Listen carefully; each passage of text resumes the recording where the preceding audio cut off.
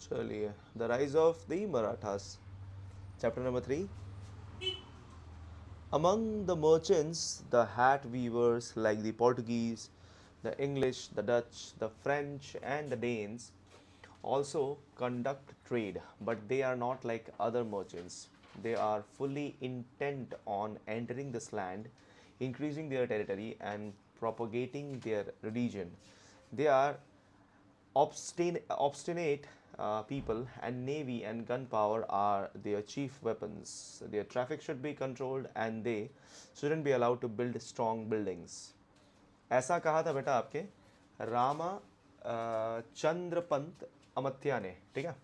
क्योंकि ये one of the most prominent Marathi आपके मतलब आपके इलिट्स में आते हैं, जिन्होंने ये बताया कि जितने भी ये पोर्टुगीज़ है ना बेटा, ये मर्चेंट्स, ये पोर्टुगीज़ आ रहे हैं, जो इंग्लिश आ रहे हैं, ये डच आ रहे हैं, ये ना इनको ना आने मत दो, ठीक है।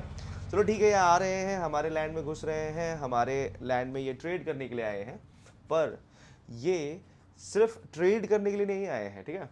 ये यहाँ पर अपना धर्म फैलाने आए हैं, ठीक है ना, रिलीजन, प्रोपोगेटिंग द रिलीजन, अपनी टेरिटरी को इंक्रीज करने के लिए आए हैं, हमारे इंडिया को कब्जा करने के लिए आए हैं, ठीक है। इसलिए इनको आने मत दो, इनकी ट्रैफिक को कंट्रोल किया जाए, ये ज़्यादा से ज़्यादा ना आ पाए, ठीक है, सो दैट कि यहाँ पर ये अपना जो है किलाबंदी ना कर सके, ये सब चीज़ें, ठीक है। तो अभी हम लोग यहाँ पे बेसिकली इस चैप्टर में क्या पढ़ेंगे, यही चीज़ देखेंगे कि हमारे जो मराठास थे किस तरह से राइज किए, और साथ ही साथ है ना कहाँ से क्या शुरू हुआ, किसने स्टार्ट किया। तो आप देख सकते हैं 1630 में यहाँ पे अगर टाइमलाइन को देखा जाए तो बर्थ ऑफ शिवाजी होता है, ठीक है, शिवाजी का जन्म हुआ, ठीक है। और यहाँ पर 1646 में आप क्लियरली देख सकते हो बेटा, 16 साल की उम्र में, 1630 में उनका जन्म हुआ है, 1646 में obviously Shivaji was 16 years old, right. वहाँ से उन्होंने मराठा साम्राज्य को रूल करना स्टार्ट किया, यहाँ पे क्लियरली लिखा है बिगिनिंग ऑफ शिवाजीज रूल, ठीक है। एंड आप देख सकते हो कि 1657 में फाउंडिंग द मराठा नेवी, और उन्होंने 1660 आते आते मराठा नेवी फॉर्म कर चुके थे। एंड उसके बाद आपके 1666 में आप देख सकते हैं, ये 1660 का पीरियड है, तो 1666 में उन्होंने क्या किया, उनको इम्प्रेजन कर लिया गया था बेटा, और फिर वो आगरा से भाग के बच के निकले, ठीक है। उसके बाद फिर आप देख सकते हो यहाँ पे कि 1674 में छत्रपति शिवाजी कोरोनेशन एट रायगढ़, यहाँ पे रायगढ़ में उनको ताजपोशी की गई, उनको यहाँ पे राजा बनाया गया फिर से, है ना। आप देख सकते हो यहाँ पे फिर 1677 में दक्षिणा दिग्विजय, कॉन्क्वेस्ट ऑफ साउथ, ये स्टार्ट हुआ, और फाइनली आप देख सकते हो कि 1680 में आते आते शिवाजी का डेथ हो गया, ठीक है। शिवाजी का डेथ हुआ, और उसके बाद आप देख सकते हो कि 1682 के बाद, अब शिवाजी मर चुका था, तो शिवाजी के मरने के बाद फिर आपके 1682 के बाद 1707 तक मुगल मराठा के बीच में आपकी लड़ाइयाँ बहुत चलती रही, ठीक है। ये वो टाइम था जब आपके संभा वगैरह सब लड़ाई वगैरह कर रहे थे, ठीक है। ये 1690s के पूरे दौरान है। और आप देख सकते हैं कि आगे टाइमलाइन में फिर क्या हो रहा है, देखिए बेटा, आगे टाइमलाइन में आप देख पाएंगे कि यहाँ पे जैसे 1750s के आते आते 1754 में beginning of Maratha control over Delhi, Delhi में धीरे धीरे फिर मराठियों का फिर यहाँ पे क्या होने लगा बेटा, आपका ये कंट्रोल आने लगा धीरे धीरे, है ना। आप देख सकते हो बैटल ऑफ पानीपत यहाँ पे हुआ है, मराठा डिफीट हुआ था यहाँ पे। ये आई थिंक आप लोगों ने मूवी भी इसके ऊपर देखी होगी, जिसमें कि वो I think Arjun Kapoor is there, right, जिसमें कि वो पानीपत की लड़ाई, पानीपत करके मूवी आई थी ना बीच में, तो उसमें ये दिखाया गया है। उसके बाद फिर आप देख सकते हो कि फर्स्ट एंग्लो मराठा वॉर, और यहाँ पे मराठा साम्राज्य जीता था, विक्ट्री है मराठा की, ठीक है। और ये आप देख सकते हो बेटा कि यहाँ पे 1818 में थर्ड एंग्लो मराठा वॉर हुआ, एंड इसमें आपका मराठा पावर खत्म हो गया। एंड यहाँ पे फाइनली एंग्लो मतलब बेटा जैसे वो ब्रिटिशर्स, जो भी फॉरेनर्स आते हैं ना बेटा, वो लोग जब लड़ाई करते हैं हमारे साथ, तो वो बेसिकली वो एंग्लो वॉर बन जाता है, ठीक है। मतलब फॉरेन इन्वेडर्स आए, जैसे मान लो मैं इंडियन हूँ और मेरी लड़ाई ब्रिटिशर्स से हो रही, तो हमारे बीच में ये लड़ाई होती है, इसको एंग्लो वॉर कहते हैं, ये एंग्लो आपका टर्म से जाना जाता है, ठीक है। तो पहले तो मराठी जीते हैं बेटा, पर तीसरे युद्ध में मराठा साम्राज्य हार गया, और इस तरह से फिर मराठा साम्राज्य जो है बेटा आपके 1818 आते आते खत्म हो गया, ठीक है, कंप्लीटली वाइप आउट, ठीक है। उसके बाद फिर इंडिया में आपके लगभग ब्रिटिशर्स का कंप्लीट कंट्रोल आ चुका था, बट ऐसा नहीं था कि मराठी खत्म ही हो गए थे पूरे, ऐसा नहीं था। मराठा साम्राज्य तब भी था, बस वही थे कि वो छुप के थे, मतलब कि एक तरह से आप बोल सकते हो कि they were hiding and like controlling their regions, ठीक है, छुप छुप के। जैसे नाना साहब जिंदा थे तब भी, है ना, और नाना साहब even he was the participant of the 1857 revolt, right. नाना साहब भी थे, आपके तात्या तोपे वगैरह हो गया, ये सब आपके काफ़ी सारे लोग थे जो कि आपके लड़ाई में थे, ठीक है। है। चलिए, हु आर दी मराठास, चलिए तो मराठास की अगर बात करते हैं तो Marathas are a group of people in native to the Deccan plateau, more specifically present day Maharashtra, present day Maharashtra में रहने वाले ये जो लोग हैं बेटा, ये वहाँ के नेटिव पीपल थे। They are identified with the language they speak, Marathi, तो ये मराठी लैंग्वेज बोलते थे। अभी वैसे अगर आप देखें तो अभी के मराठी भी बहुत अलग है ना, पहले के मराठी बहुत अलग थी, अभी के मराठी बहुत अलग है। तो ये बेसिकली मराठी बोलते थे, ढांचा वही है, ढांचा वही है, बट उसमें वर्ड्स बदल गए, बोलने का लहजा बदल गया, बोलने का तरीका बदल गया। So which has had a rich and continuous literary history, ठीक है, कंटिन्यूअस लिटरेरी हिस्ट्री इसमें थी, ठीक है, मतलब कि काफी लंबे समय से चलता आ रहा लैंग्वेज था ये, ठीक है, सिंस द 12th सेंचुरी, देखो 12वीं शताब्दी से चलती हुई आ रही थी, ठीक है बेटा। In this chapter we will see them rise as a powerful political entity that will alter the course of Indian history, मतलब कि ये एक पावरफुल आपके पॉलिटिकल एंटिटी की तरह ये इमर्ज हुए, एंड बाद में आप देख सकते हैं कि ये इंडियन हिस्ट्री के कोर्स को काफी हद तक बदल के इन्होंने रख दिया, ठीक है। During the 13th century most of the Maharashtra was ruled by the Yadav dynasty, Yadavs वहां पे आपके रूल करते थे, with Devagiri as its capital, ठीक है। तो अभी अगर आप देखें तो बेटा, तो आपके महाराष्ट्र में दौलताबाद जो है बेटा, वो पहले आपके महाराष्ट्र का कैपिटल हुआ करता था, उसको देवगिरी कहा जाता था, ठीक है, आप देख सकते हो, as its capital. In the early 14th century, the Yadava dynasty was overcome by the Khilji Sultanate from Delhi. तो यादव्स को खिलजियों ने हरा दिया, खिलजी ने हरा के उनको ओवरकम कर लिया गया। बेसिकली यहाँ पे ओवरकम करने का मतलब ना, एक तरह से आपको समझना होगा बेटा कि लड़ाई तो हुई होगी, पर यहाँ पे ओवरकम जो बताया गया है उसमें ये हुआ है कि इन्होंने खिलजियों का जो अधिपत्य था वो मान लिया, ठीक है, वो उनके आगे हार गए, झुक गए, इसलिए वहां पे अब यादव की जगह कौन आ गए, खिलजी आ गए। Amidst such political changes, the cultural tradition continued, particularly those related to bhakti, devotion to the divine or a particular deity.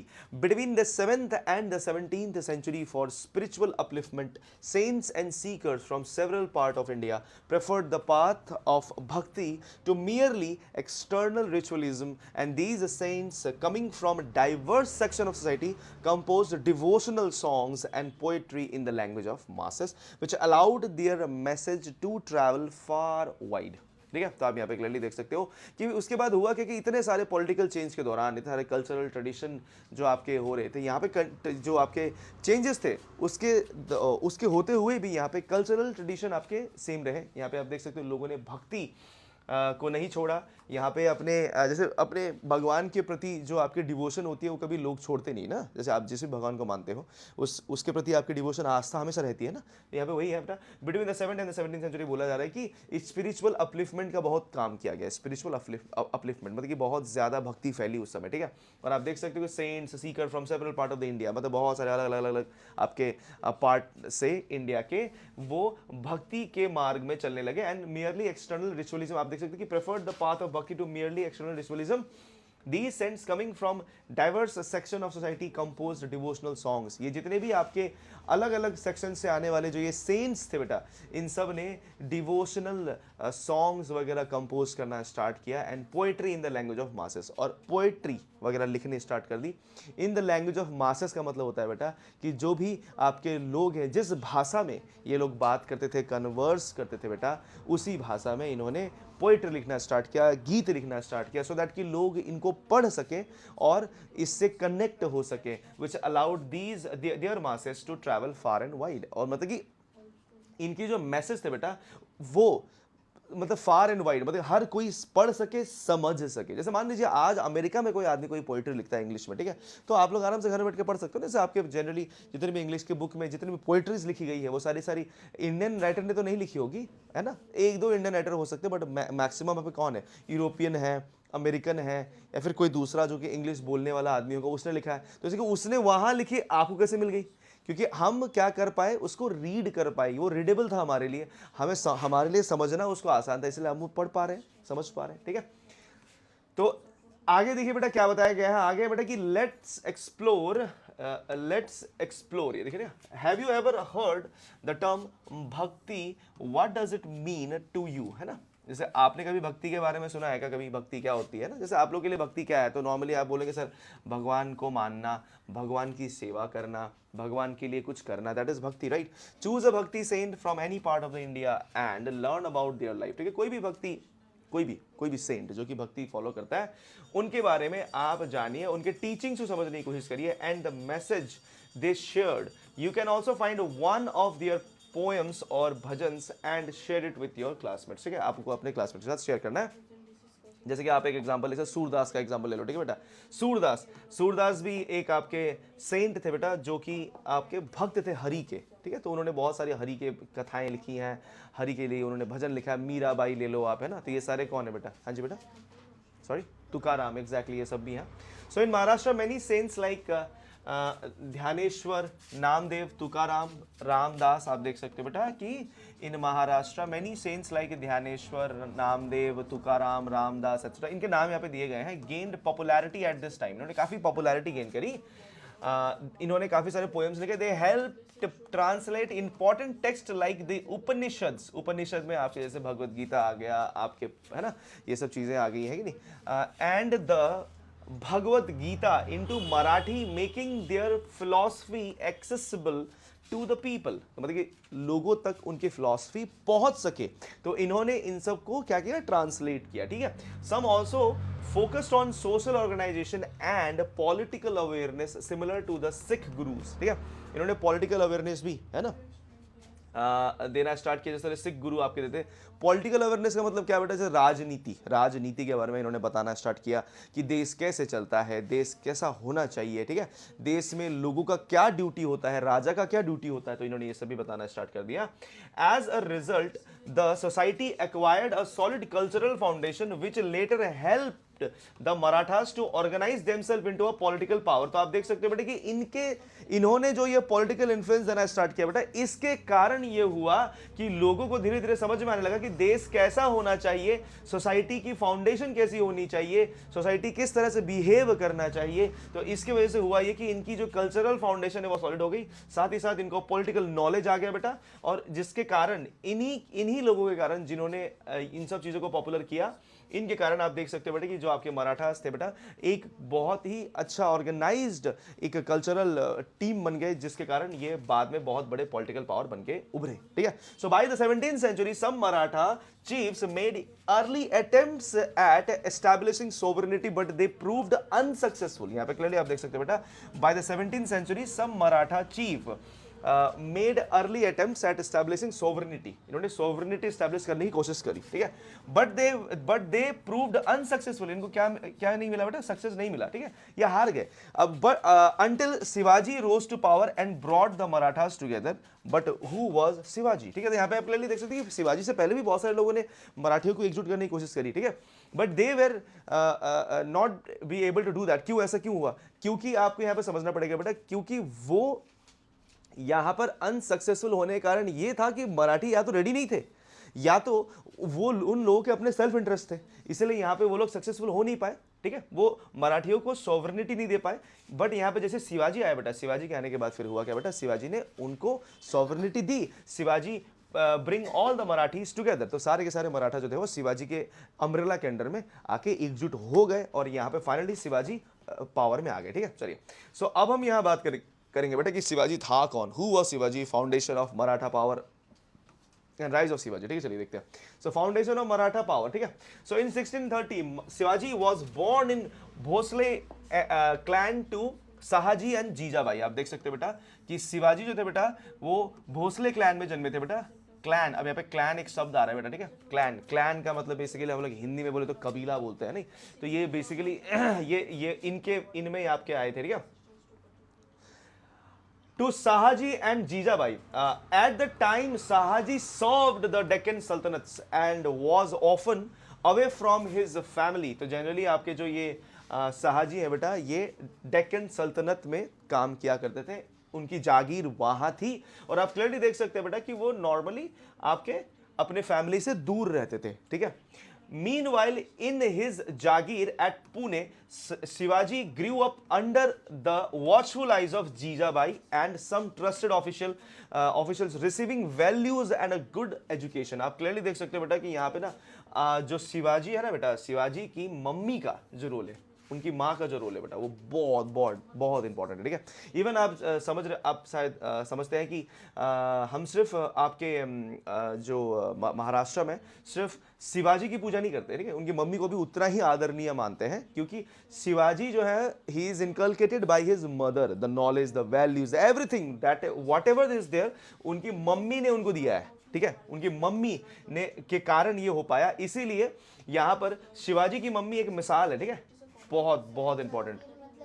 जागीर मतलब बेटा जॉब, जैसे जो जॉब होती है, या फिर एक तरह से बोल सकते हो कि जागीर में एक और चीज़ आता है, जैसे मान लो कि यहाँ पे देखिए आपको एक्सप्लेन भी किया गया है जागीर में कि a person who got the jagir could collect tax from the land and use the money to take care of their needs और help the king when needed, ठीक है, मतलब कि जागीर उनको दी जाती है, जैसे मान लीजिए कि राजा का एक लैंड है, एक आपका एक एरिया है, वहाँ पे जो राजा है अपने एक आदमी को रख दिया, तो उसने कहा कि इस जमीन की जागीर मैंने तुमको दे दी। तो जैसे शिवाजी के पिताजी जो थे बेटा, उनको वो जागीर दे दी गई, ठीक है, पुणे की जागीर उनके पिता के पास थे, ठीक है, आप देख सकते हो। और यहाँ पे जो आपके जो शिवाजी के फादर हैं वो वहाँ से टैक्स कलेक्ट कर सकते हैं और अपने बच्चों का ख्याल रख सकते हैं।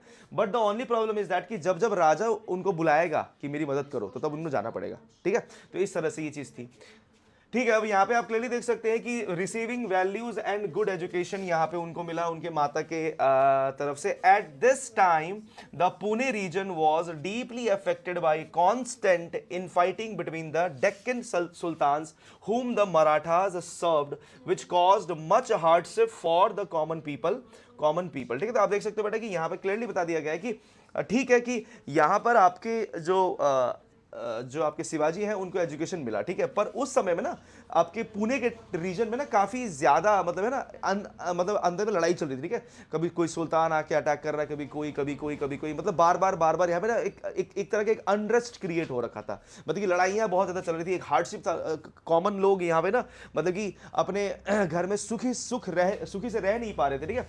तो यहाँ पे इनकी सुख चैन छीन गए थे, ठीक है। तो यहाँ पे इसलिए हुआ क्या बेटा, देखिए कि इसके बाद यहाँ पे हो ये रहा है कि यहाँ पे जितने भी कॉमन पीपल है बेटा वो उस हार्डशिप को नहीं झेल पा रहे। तो यहाँ पे किया क्या गया, when he was just 16 Shivaji launch military campaign. तो जब शिवाजी ने देखा कि भैया इनको इतना दुख है, तो शिवाजी ने क्या किया बेटा, उन्होंने एक अपने 16 साल की उम्र में, जस्ट 16 साल की उम्र में, देख लो बेटा हमारे बच्चे 16 साल में अभी भी रील्स देखते रहते हैं कि नहीं, तो देखो 16 साल की उम्र में Shivaji launch military campaigns, Shivaji ने मिलिट्री कैंपेन लॉन्च कर दिया। First consolidating his hold over the Pune region by capturing neglected and unoccupied forts and strengthening their defences. Exactly नहीं, उन्होंने क्या किया बेटा, उन्होंने अपनी एक मिलिट्री कैंपेन स्टार्ट कर दी, जिसमें कि यहाँ पे उन्होंने क्या किया, उन्होंने अपनी एक टीम बना ली। उससे हुआ क्या कि पहले उन्होंने पुणे रीजन को कंसोलिडेट कर दिया। कंसोलिडेट करने का मतलब होता है बेटा उनको अपने कब्जे में ले लिया bye capturing neglected and unoccupied forts, मतलब कि उन्होंने उन सारे फोर्ट्स को कैप्चर कर लिया जो कि नेग्लेक्टेड थे, मतलब कि वहाँ पे कोई रह नहीं रहा था, या फिर या फिर उस फोर्ट में कम आपकी घेराबंदी थी, या फिर आप एक तरह से बोल सकते हो उस फोर्ट में कम सिक्योरिटी थी, तो उसको जाके आपके शिवाजी ने अपने कब्जे में ले लिया एंड स्ट्रेंथनिंग देयर डिफेंसेस। और उन्होंने उस किले में जाकर, है ना, मतलब देखो कभी भी किले में कोई भी अगर एंटर करेगा तो फिर किले के अंदर में एंटर करना फिर मुश्किल होता है। जैसे मान लीजिए कभी भी मान लो कि एक अनऑक्युपाइड किला था, उसमें शिवाजी चले गए, ठीक है, अब शिवाजी वहाँ पे जाके उस गढ़ का किला बंद कर दिया, ठीक है, उस गढ़ का जो आपका जो दरवाजा है या फिर जो भी है बंद करके उन्होंने अपने डिफेंसेस को स्ट्रॉन्ग कर लिया। अब उसके बाद अगर कोई अटैक भी करेगा तो फोर्ट उनको बचाएगा, ठीक है, इस तरह से। तो यहाँ पे यही हुआ कि यहाँ पे अनऑक्युपाइड फोर्ट्स और जितने भी आपके ये जो आपके डिफेंसेस थे उन्होंने उसको स्ट्रॉन्ग करते हुए his vision of the sovereign kingdom और स्वराज्य grew over the year, extending the political, economic and cultural aspects which we will explore in this chapter, ठीक है। तो यहाँ पे उसके बाद फिर धीरे धीरे उन्होंने यही विजन देखा कि हम लोग सोवरेनिटी को पाएंगे, सोवरेन किंगडम को हम लोग हासिल करेंगे। और सोवरेन किंगडम वही होता है बेटा जिसमें कि आज़ादी होती है हर चीज़ करने की, आपको आज़ादी है अपनी जीने की, आपको आज़ादी है हर एक चीज़ को पाने की, ठीक है। तो ये चीज़ जो है बेटा आपको यहाँ पर जो शिवाजी थे बेटा उस समय से इस विजन को लेके बैठे थे, ठीक है। इसलिए शिवाजी का जब भी हम फ्रीडम की बात करते हैं शिवाजी के पॉइंट ऑफ व्यू से, छत्रपति शिवाजी के पॉइंट ऑफ व्यू से, तो दैट इज लाइक पूर्ण स्वराज, ठीक है, पूर्ण स्वराज। ये देखिए बेटा वो गढ़ है, वो किला है जो कि आप देख सकते हो, the Sindhu Durg fort near the Maharashtra Goa border is one of the several naval fortification build by Marathas, ठीक है। ये मराठाओं ने बनाया था, ठीक है, आप देख सकते हो ये काफी अच्छा किला है। उस समय इसने बहुत अपनी सर्विस दी है ना, and it was like very very important this fort, जो कि नेवी के लिए, जैसे यहाँ पे ना ये नेवल फोर्ट था, ठीक है, ये नेवल फोर्ट था जो कि आपके जब भी कोई आपके समंदर से हमला करने आता था ना, तो ये यहाँ से हमला किया करते थे, ठीक है, यहाँ से वापस उसको रिटेलिएट करते थे, जिससे होता क्या था कि वो लोग को वहीं से भागना पड़ता था। इसी जैसे मान लीजिए कि यहाँ से ये लोग आए हैं, जैसे यहाँ से शिप वगैरह आ गए हैं ना, यहाँ से बड़े बड़े शिप आ गए, इन्होंने तोप मारा, तो यहाँ पे इन्होंने है ना अपने कैनन वगैरह लगा रखे होते थे और यहीं से फिर ये वापस तोप मारते थे। तो ये बेसिकली एक तरह से ये आपका नेवल फोर्ट था, जिससे कि यहाँ जितने भी समुद्री लुटेरे या फिर जो भी आपके है ना ब्रिटिशर्स आ गए, कोई भी आ गया, तो उसको वापस से क्या करते रिटेलिएट कर सकते थे, ठीक है। तो यहाँ पर आपके फोर्ट वगैरह लगाकर है ना, यहाँ से ये लोग क्या करते थे, अटैक वगैरह किया करते थे, ठीक है। तो इस तरह से यहाँ पर सब चीजें चलती थी। उसके बाद फिर आगे देख सकते हो बेटा कि यहाँ पे क्या बताया गया, शिवाजी's kingdom soon expanded to India's west coast and to secure access to the resources of coastal region he felt the need to establish a navy। तो यहाँ पे क्या हुआ बेटा कि शिवाजी's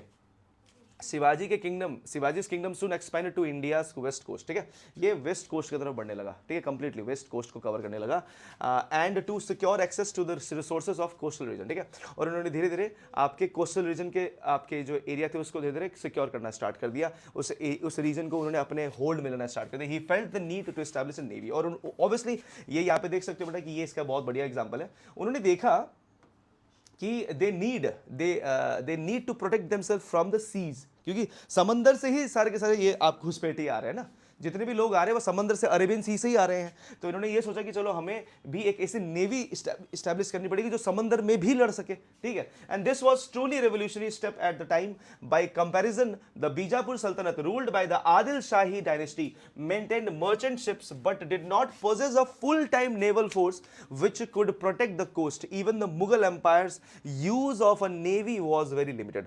Thus, the Maratha Navy was born, whose exploits become legendary. और यहाँ पे आप देख सकते हैं बेटा कि जो उस समय के राजा वगैरह थे, जैसे बीजापुर के जो सल्तनत के राजा थे बेटा आपके ना, आदिल शाही डायनेस्टी जो थी बेटा, उनके पास मर्चेंट शिप्स थे। मर्चेंट शिप का मतलब होता है बेटा ये कि ट्रेड करने वाले शिप्स आपके है ना, एक जगह से अगली जगह सामान लेके जाने वाले शिप्स, ठीक है बेटा। उसी तरह से आप देख सकते हो बेटा कि मुगल जो थे बेटा, इवन मुगल्स के पास भी आपके कोई नेवी थी पर लिमिटेड नेवी थी, मतलब कि उनके पास ऐसा कोई खतरनाक नेवल फोर्स नहीं था, ठीक है, it was very normal. Thus the Maratha navy was born whose exploits become legendary. और पहली बार हमारे शिवाजी ने, ठीक है, Shivaji was the one who made Maratha navy, and आप देख सकते हो बेटा कि वो इतने सक्सेसफुल हुए इस चीज में कि ये उनके जो लड़ाइयाँ थी वो लेजेंडरी बन गई। उन्होंने क्या क्या किया अभी देखिए हम समझेंगे। To protect his people from powerful enemies, Shivaji had resource to the tactic of guerrilla warfare, which uses small groups of people in a focused way, with speed, surprise and knowledge of the terrain to defeat bigger armies, ठीक है। चलिए तो अब मैं आपको इसके बारे में थोड़ा समझाता हूँ, ठीक है। चलिए मान लीजिए कि यहाँ पे ना गुरिल्ला वॉरफेयर का मतलब क्या होता है, एक बार मैं आपको वो समझाता हूँ।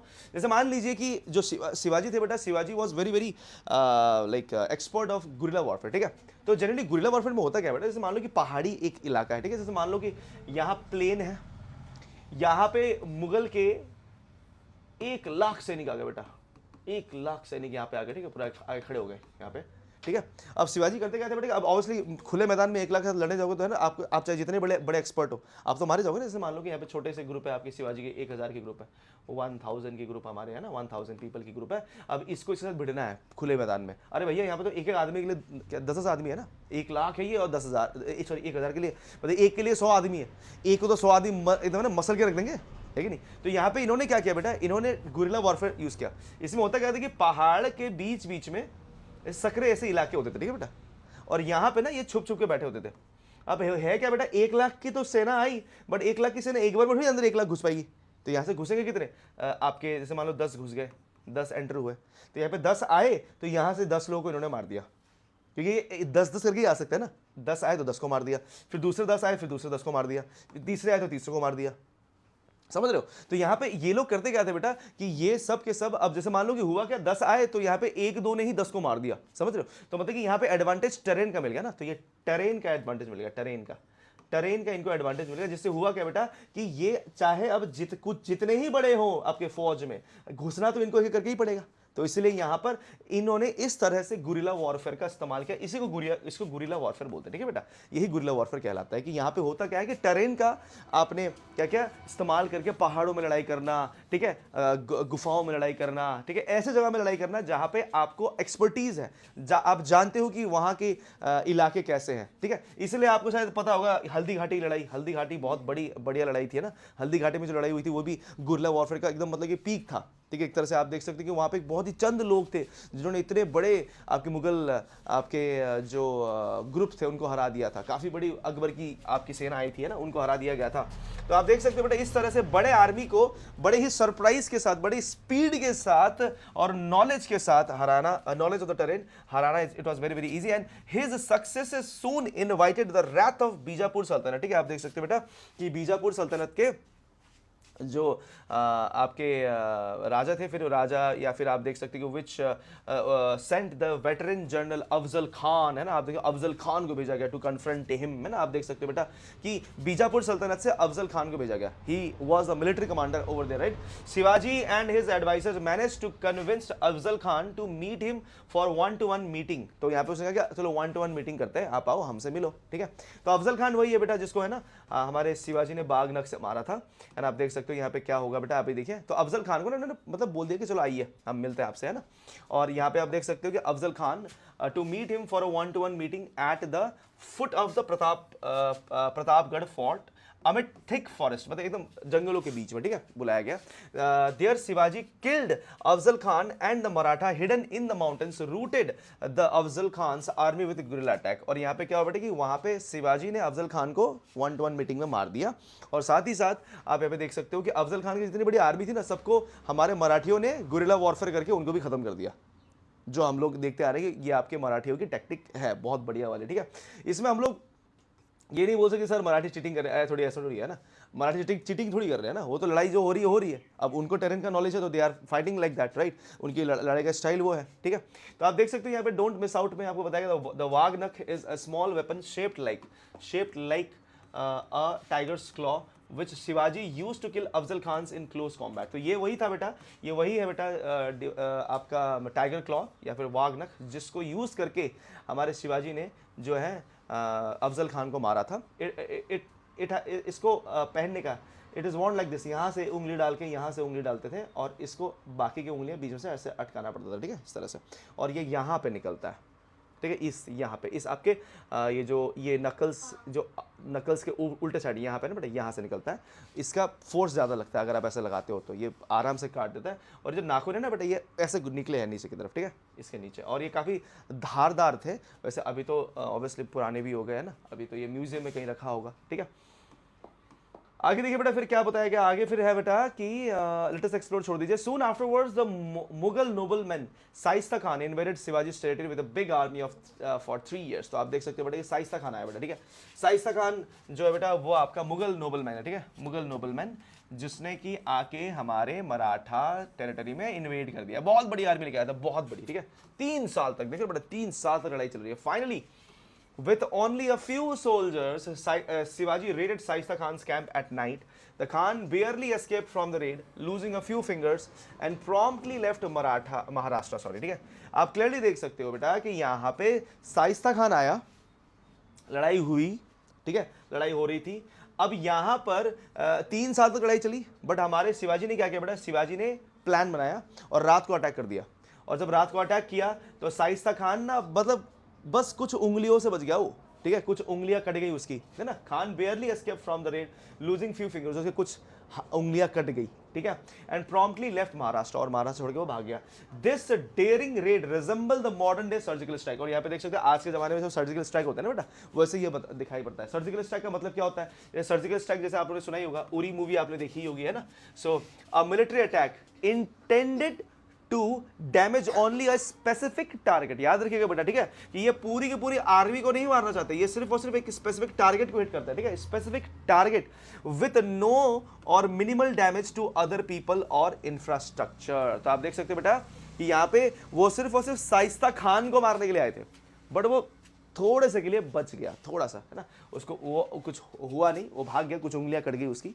सो एज रिटेलिएटरी एक्शन का मतलब क्या होता है बेटा, शाइस्ता खान की उंगलियां कट गई अब तो मुगल्स ने देख लिया, अरे भैया ये तो पानी सर से ऊपर जा चुका है, तो इन्होंने रिटेलिएट किया। रिटेलिएट करने का मतलब बदली की जो लड़ाई है फिर शुरू होगी, retaliatory action. For the 3 years long wave of attacks Shivaji sacked Surat, a wealthy port city of, okay sorry, I think यहाँ पे थोड़ा सा मिस्टेक हो गया मुझसे, ये रिटेलिएटरी एक्शन बेटा ये शिवाजी ले रहे हैं, ठीक है, ये दिखा रहे as retaliatory action for the 3 years long wave of attack, मतलब इन्होंने जो 3 साल के लिए, जो शाइस्ता खान ने जो 3 साल के लिए अटैक करी थी ना बेटा, उसके अगेंस्ट अब देखिए शिवाजी ने क्या किया, शिवाजी ने सूरत अपने अंदर ले लिया, a wealthy port city of the Mughals empire, ठीक है, इन प्रेजेंट है गुजरात, ये गुजरात में अभी तो है ना, there he obtained enormous treasure worth almost 1 crore of rupees, 1 crore रुपए के आसपास उन्होंने वहां पे पाया, an extremely large sum for the time. उस समय 1 करोड़ रुपए बहुत होता था बेटा, बहुत, मतलब कि आज के जमाने में भी 1 करोड़ कम नहीं है, आज के जमाने में 1 करोड़ बहुत है, बट उस जमाने में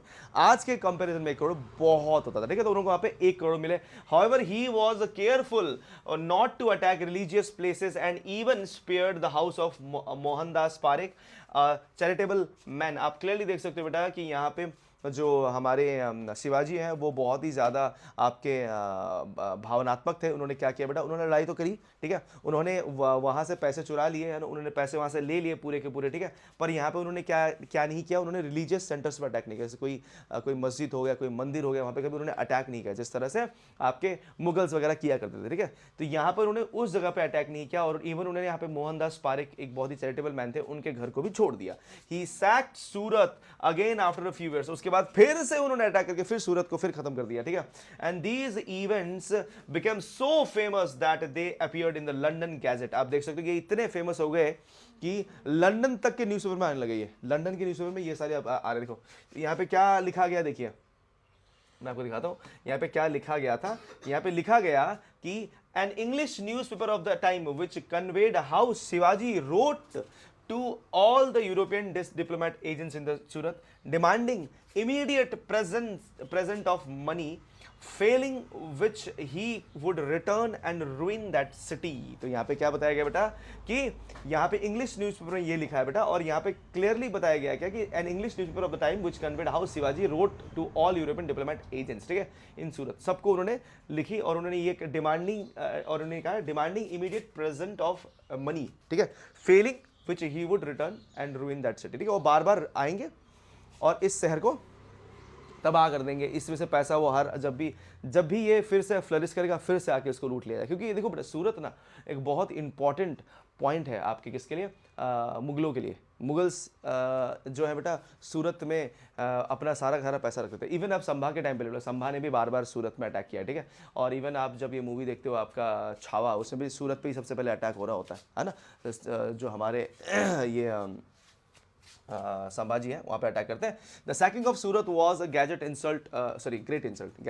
insult to the might and prestige of the Mughal empire, ठीक है। तो आप देख सकते हो बेटा कि ये जो सूरत था ना बेटा, सूरत के ऊपर बार बार अटैक करना, ये एक तरह से बहुत बड़ा मतलब कि इंसल्ट बन गया उसके लिए, किसके लिए बेटा, आपके औरंगजेब के लिए, ठीक है, एक तरह से मुगल एम्पायर के लिए बहुत बड़ा, क्योंकि मुगल एम्पायर कुछ कर नहीं पा रहा था, कुछ भी नहीं कर पा रहा था। तो यहाँ पे हुआ क्या बेटा, Therefore औरंगजेब सेंट जय सिंह, उसने जय सिंह को भेजा, ठीक है, Jai Singh and distinguished Rajput general to defeat Shivaji, और शिवाजी को हराने के लिए जय सिंह आया, ठीक है, एंड जय Singh was very very powerful, याद रखना, ठीक है, जय सिंह और शिवाजी के बीच बहुत लड़ाई हुई। Against him Shivaji had to consider defeat at Purandar fort, और यहाँ पे शिवाजी को हारना पड़ा पुरंदर फोर्ट में नियर पुणे, तो पुणे वो हार गए। And enter into a treaty, और वो ट्रीटी में एंटर हुए। He had to give up a sizeable part of his kingdom and his son Sambhaji had to enter Mughal service, और यहाँ पे संभा को मुगल सर्विस में एंटर होना पड़ा, ठीक है। आप देख सकते हो कि क्या हुआ कि जो आपके ये जयसिंह है, जयसिंह काफ़ी मतलब पावरफुल थे, तो उन्होंने शिवाजी को हरा दिया है आपके पुरंदर फोर्ट के पास, ठीक है। तो ये आपके सवाल आ सकता है कि कहाँ पे शिवाजी पहली बार हारे थे, ठीक, किसने हराया था, ठीक है। तो अभी तक से देख रहे हो आपके कोई शिवाजी को हरा नहीं पाया था, ठीक है, बट एक ही आदमी हरा पाया, दैट वाज जय सिंह, ठीक है। Shivaji was persuaded by Jai Singh to visit the Mughal court at Agra. तो यहाँ पे जो शिवाजी थे बेटा, उन्होंने जय सिंह ने उनको परसुएट किया, उनको मतलब समझाने की कोशिश की, चलिए मुगल कोर्ट चलिए, आगरा में चलिए, हम आपको वहाँ पे है ना आदर सत्कार करेंगे। Where he was made to stand before Aurangzeb and a Mughal general whom he had defeated earlier, ठीक है। तो आप देख सकते हो बेटा कि यहाँ पर यही कहा गया कि आपको चलना पड़ेगा, आपको मुगल कोर्ट में जाना पड़ेगा, आपको औरंगजेब से मिलना पड़ेगा, और इवन आपको उस जनरल से भी मिलना पड़ेगा जो जिस जनरल को आपने पहले हराया था, ठीक है। Mughal general whom he had defeated earlier. Incensed at this insult, Shivaji stormed out of the court, following which Aurangzeb put him under house arrest. तो यहाँ पे आप देख सकते हो बेटे कि जब शिवाजी गए, मान गए इस बात को, ठीक है, शिवाजी गए भी इवन, ठीक है, और वहां जाने के बाद शिवाजी को इंसल्ट फील हुआ और शिवाजी वहां से निकल गए, ठीक है। बट सिर्फ निकल तो नहीं पाएंगे ऑब्वियसली, वो अभी भी उस एरिया में ही थे, आगरा में ही थे, तो उनको हाउस अरेस्ट कर लिया गया। हाउस अरेस्ट का मतलब होता है कि घर से बाहर निकलने की कोई अनुमति नहीं थी, उनको घर के अंदर ही रहना पड़ेगा। To escape this Shivaji devised a strategy, और इससे बचने के लिए उन्होंने एक स्ट्रैटेजी डिवाइस करी। He started distributing gifts to holy men and Mughal generals. The gift often contained fruits and sweets packed in a big basket. तो आप देख सकते हो उन्होंने ना गिफ्ट्स देने स्टार्ट कर दिया, बड़े बड़े बास्केट में गिफ्ट है ना, फ्रूट्स देना स्टार्ट कर दिया, मिठाइयाँ देनी स्टार्ट कर दी है ना, बड़े बड़े पैकेट्स में देते थे। तो गार्ड इनिशियली चेक देम, पहले पहले तो गार्ड्स ने चेक करना स्टार्ट किया, but soon stop doing so, expecting this Shivaji and his sun.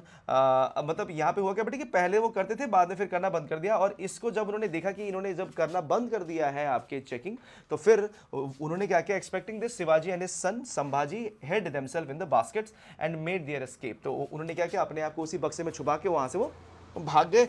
Aurangzeb could never capture Shivaji again, और उसके बाद औरंगजेब कभी शिवाजी को कैप्चर नहीं कर पाए। तो यहाँ पे क्लियरली आप देख सकते हो बेटा कि बास्केट्स में छुप के संभाजी और शिवाजी जो थे बेटा वो भाग के निकले थे वहां से, ठीक है। And this was a very clever move जो कि आपके शिवाजी ने करी थी अपने बेटे के साथ, ठीक है। चलिए अब हम आगे बढ़ते बेटा, नेक्स्ट में क्या बताया गया है, आप इस पिक्चर में देख सकते हो कि शिवाजी की यहाँ पे ताजपोशी हो रही है, ठीक है। The court scene with Shivaji on his throne receiving visitors, है ना, panel in the Chhatrapati Shivaji Maharaj park Mumbai, ठीक है। तो आप देख सकते हो कि ये अभी मुंबई में लगा हुआ है, ठीक है, और यहाँ पे जो शिवाजी हैं अपने अटेंडीज को देख रहे हैं कि कोई अगर है ना कोई कुछ ग्रीवेंसेस लाया है, क्या प्रॉब्लम है बताइए, तो ये उनको रिसीव कर रहे हैं, ठीक है। ताजपोशी शायद ये नहीं हो रही, ताजपोशी शायद उसके बाद इसके बाद ही वैसे ताजपोशी हुई थी जब यहाँ से निकल के आए थे, ठीक है। A few years later, in 1674, Shivaji was coronated with full Vedic rites at the strong mountain fortress of Raigad. His formal title after the coronation was a Sri Raja Shiva Chhatrapati, ठीक है। तो उसके बाद वो श्री राजा शिवा छत्रपति कहलाए, आप देख सकते हैं। And like some past rulers he started his own era rajyabhisheka, ठीक है, राज्याभिषेक यहाँ पे फिर से हुआ उनका, और एक तरह से वो जो थे बेटा नए एरा के राजा बने, ठीक है, नहीं, ठीक है।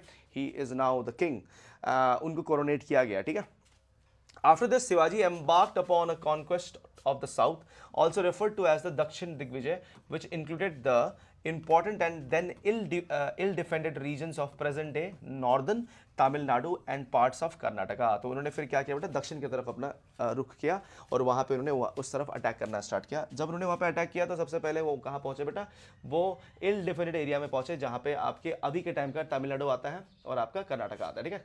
तमिलनाडु और कर्नाटक पर उन्होंने अटैक किया, उस जगह को उन्होंने अपने कब्जे में लिया। This southern extension later gave the Marathas great strategic depth against the Mughal invasion, ठीक है। तो इसने क्या किया बेटा, इसने उनको एक स्ट्रैटेजिक डेप्थ दिया, जो कि क्योंकि बाद में देखिएगा बेटा, बाद में जब चैप्टर अनफोल्ड होगा तब आपको समझ में आएगा कि मराठी जो थे बेटा, जब औरंगजेब ने अटैक किया और आपके संभा मारे गए, तो उसके बाद फिर होता क्या है कि जो मराठी है सारे वो फिर आपके भाग के साउथ की तरफ गए थे, ठीक है। और साउथ की तरफ अगर उस समय अगर शिवाजी ने इन सब एरिया को अगर अपने कब्जे में नहीं लिया होता तो शायद वो वहां तक नहीं जा पाते। तो इसलिए यहाँ पे यही कहा गया है कि बाद में later extension later gave the Maratha great strategic depth against the Mughal invasion, ठीक है। तो मुगल इन्वेजन जब हुआ था तो उनसे बचने के लिए उनको वहां जाना पड़ा था। बट बाद में फिर उसके बाद ताराबाई जो है बेटा फिर ऊपर फिर अटैक करती है जब औरंगजेब चला जाता है, तो ठीक है। तो ये सब चीजें फिर बाद में फिर से होंगी। अब यहाँ पे देखिए बेटा आगे क्या बताया जा रहा है, ये आप देख सकते हो बेटा कि कहाँ पे इन्होंने जो है किस किस एरिया में यहाँ पे कब्जा किया गया था मराठियों के द्वारा। आप देख सकते हैं जितने भी आपके ऑरेंज पार्ट है बेटा ये सारे आपके टेरिटरी अंडर मराठा है, ठीक है। तो आप देख सकते हो ये कुछ इस तरह से थे, ये सब आपके उनके अपने अपने एरिया थे, ठीक है। तो आप देख सकते हो दिस वाज द एरिया, ये जो एरिया है बेटा ये आपके मराठियों के अंडर में आ रहा है पूरा, इंक्लूडिंग गोवा। ये आपकी वो जो एरिया है जो आपके मराठियों के अंडर में था, और ये आपका एरिया जो कि मराठियों के अंडर में था, ठीक है। तो लास्ट में जब औरंगजेब या फिर जितने भी आपके मुगल्स ने अटैक किया तो फिर वो यहाँ से भाग के फिर यहाँ गए थे, ठीक है, इस एरिया में, और यहाँ जाके उन्होंने अपनी स्ट्रेटेजिक पूरी प्लान बनाई। फिर they again expanded to all over the India, जितने भी इंडिया थे पूरा ये पूरा का पूरा इंडिया उनका हो गया, ठीक है, कब्जा कर लिया उन्होंने ऊपर में, ठीक है, वापस। बट उसके लिए टाइम लगा, बहुत टाइम लगा, बट उसके बारे में बाद में बात करेंगे। अभी फिर आप देखेंगे आगे, देखिए तो आगे देखिए फिर क्या बताया जा रहा है कि एक minute, yes, a fever claimed Shivaji's life when he was 50। तो जब वो 50 साल के थे बेटा तो उनको बुखार हो गया और उसके कारण उनको मरना पड़ा। आप देख सकते हो, a fever claimed Shivaji's life when he was 50. He was a master strategist and a true visionary, and within his lifetime his exploits had become legendary across India and beyond. जब तक वो जिंदा रहे बेटा उनको उनके जितने भी कारनामे थे बेटा वो सब आपके पूरे इंडिया में बहुत फेमस हुए, और अभी भी हम उनके गुण गाते हैं बेटा। और साथ ही साथ बताते बेटा कि he was a master strategist, ठीक है, उनके स्ट्रैटेजी इतनी तगड़ी होती थी ना, एंड वो ट्रू विजनरी थे, मतलब कि जो वो विजन देखते थे बेटा वो हमेशा सच होता था, ठीक है। And he was like completely to like resolve in his duties and within his lifetime, मतलब कि अपनी ड्यूटी को पूरा करना, and within his lifetime उन्होंने ऐसे ऐसे कारनामे किए जो कि लेजेंडरी बने पूरे इंडिया में, और वो आज भी कहे जाते हैं, बताए जाते हैं, ठीक है। The European compared him with the ancient general like Alexander, the Europeans ने उनको अलेक्जेंडर द ग्रेट के साथ कंपेयर किया। And the Bundela prince Chhatrasal was also inspired by Shivaji's struggle against the Mughals that he manage to create an independent kingdom of Bundelkhand. तो यहाँ पे मैं बता दूं बेटा कि शिवाजी ने बहुत सारे लोगों को इंस्पायर भी किया, और यहाँ पे one of the person who were inspired by Shivaji was Bundela prince Chhatrasal. Chhatrasal बहुत इंप्रेस हुए, एंड छत्रसाल ने शिवाजी के स्ट्रगल को देखते हुए मुगल्स के अगेंस्ट स्ट्रगल किया, और उन्होंने अपना एक खुद का एक इंडिपेंडेंट किंगडम बनाया जो था बुंदेलखंड, ठीक है, divided between present day Uttar Pradesh and Madhya Pradesh. ये उत्तर प्रदेश और मध्य प्रदेश के बीच में अभी पड़ता है बेटा। The famous Hindi poet Bhushan specifically came to Maharashtra to meet Shivaji and composed poems in his praise, some of which remain famous to this day। और याद रखिए बेटा कि जो भूषण थे बेटा, भूषण आपके आए, उन्होंने स्पेसिफिकली वो आपके उससे मिलने आए थे, शिवाजी से मिलने आए थे, और आके मिले, और उनके ऊपर उन्होंने बहुत सारे उनके पोएम्स लिखे उनके नाम पे, और उस वो पोएम इतने फेमस हुए कि आज भी वो पोएम है ना आपके महाराष्ट्र में पूरे इंडिया में गाए जाते हैं, ठीक है। So this is how the Shivaji was, ठीक है, शिवाजी बहुत बहुत ग्रेट थे, ठीक है, बहुत बहुत ज़्यादा, ठीक है। सो इस तरह से शिवाजी की जो गाथा है ये आपके बुक में लिखा गया है। वैसे पहले के हिस्ट्री बुक्स में ये सब आपको नहीं मिलते थे, बट अभी you guys are very fortunate कि आपको ये सब पढ़ने को मिल रहा है, ठीक है। चलिए तो अब हम देखते हैं बेटे कि द मराठा आफ्टर शिवाजी, शिवाजी के बाद कौन आया, ठीक है, शिवाजी के बाद कौन आया, शिवाजी के बाद कौन राजा बना देंगे। शिवाजी हैड टू सन्स, दो बेटे थे उनके, संभाजी एंड राजा राम, ठीक है, Raja Ram and Sambhaji. After Shivaji death, Sambhaji become the Chhatrapati, Sambhaji को छत्रपति बना दिया गया, ठीक है। आप देख सकते हो संभाजी को छत्रपति बना दिया गया। The Maratha were then the only obstacle to total Mughal control of the Deccan, ठीक है। तो यहाँ पे मैं बता दूं बेटा कि सिर्फ मराठीज ही थे बेटा जो कि आपके मुगलों के लिए एक बहुत बड़े ऑब्स्टेकल थे, बाकी सबको उन्होंने अपने कंट्रोल में ले ही लिया था, ठीक है। देखिए Aurangzeb invaded the Deccan and conquered the Bijapur. यहाँ पे आता है बेटा कि औरंगजेब ने डेक्कन में इन्वेड किया और बीजापुर को अपने कंट्रोल में ले लिया, एंड गोलकोंडा भी उसी के अंदर में आ रहा है। तो आदिल शाही जितने भी आपके एरिया थे वो किसके अंदर में आ गया, औरंगजेब के अंदर में आ गया, और कुतुब शाही वो भी किसके अंदर में आ गया, औरंगजेब के अंदर। तो आदिल शाही और कुतुब शाही वो दोनों के दोनों अब औरंगजेब के पास है, ठीक है, सल्तनत।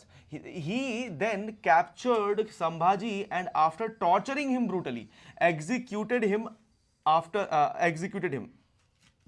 After this he captured Raigad the Maratha capital. तो आप क्लियरली देख सकते हो बेटा ये बहुत ही ज़्यादा दुख की बात थी कि जब इन दोनों आपके गोलकोंडा और आपके बीजापुर को कैप्चर कर लिया गया, उसके बाद जो संभाजी थे बेटा उनको भी पकड़ लिया गया, एंड संभाजी को काफ़ी टॉर्चर करने के बाद है ना, बहुत ज़्यादा मतलब ब्रूटली टॉर्चर, मतलब कि इतना टॉर्चर कि शायद एक इंसान झेल भी ना पाए, ठीक है, बट संभा को बहुत टॉर्चर किया गया, ठीक है। मतलब कि नाखून निकाल देना, उंगलियां काट देना, है ना, आंखें फोड़ देना, जीभ काट देना, है ना, स्किन पील कर देना, है ना, गरम तेल डाल देना, घाव काट के उसमें नमक मिर्ची लगा देना, मतलब बहुत बुरी तरह। जब वो करते रहे करते रहे करते, कब तक करते रहे, जब तक से वो टूट ना जाए, जब तक से क्या ना हो जाए बेटा, वो टूट ना जाए। बट वो टूटा नहीं बेटा, याद रखना, ठीक है। He was the son of the lion, ठीक है, तो इसलिए वो कभी टूटा नहीं, ठीक है, कभी टूटा नहीं। And he always defied the submission towards the Aurangzeb, ठीक है, और वो ऐसे ही मरे। एंड इसीलिए Sambha also become the greatest of all time, ठीक है। तो जैसे after this he captured Raigad, और उसके जैसे वो संभा मरे, संभा को कैप्चर करने के बाद कोई बचा नहीं, तो उसके बाद उन्होंने रायगढ़ को कैप्चर कर लिया, ठीक है। रायगढ़ को जब उन्होंने कैप्चर किया तो after Sambhaji Raja Ram became the Chhatrapati and fled to Jinji, ठीक है। तो आप देख सकते हो कि वो भाग गए, कहाँ भाग गए बेटा, तमिलनाडु की तरफ। जो कैप्चर किया था ना उन्होंने, जो जो उनके पिताजी ने जो कैप्चर किया था आपके तमिल के साइड में, जो आपके मराठा टेरिटरी थी, वो दिखाया था मैंने आपको। The Mughal Maratha conflict thus spread to South India. The Maratha staunchly defended their fortress and often had the upper hand over the Mughals in battles and skirmishes.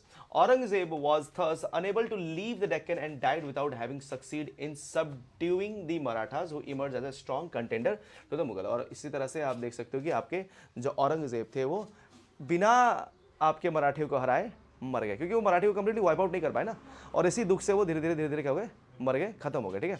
और ये चीज़ जो थी बेटा, ये आपके औरंगजेब का सबसे बड़ा दुख बन के रह गया, ठीक है। एक मिनट इसको